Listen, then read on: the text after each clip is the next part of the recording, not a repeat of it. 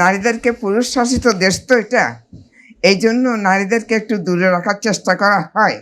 কিন্তু নারীরা এখন অগ্রগামী, নারীরা সাহসী, ন্যায়ভিত্তিক, সততার মাঝে কাজ করে। নারীরা এইবার আপনারা জুলাই ২৪-এর আপনাদের ঘটনা দেখেছেন, নারীরা কিভাবে এগিয়ে আসছে। নারীদের কণ্ঠ ছাড়া এটা সাকসেসফুল হতো না। এই এই জুলাই ২৪-এর বিপ্লবটা। তো নারীরা অগ্রগামী ছিল বলে তাদেরকে শত নিপীড়নের মাঝেও তারা পিছপা হটায় নাই, তারা ছিল।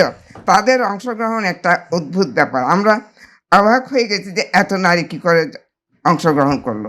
এখন এটাই আমাদের দাবি, সমস্ত শহীদ পরিবার এবং নারীদেরকে যারা অংশগ্রহণ করতে তাদেরকে সুযোগ সুবিধাগুলো যেন তারা পায় সেই ব্যবস্থা করার জন্য আমাদের দাবি থাকবে এই অন্তর্বর্তী সরকারের কাছে।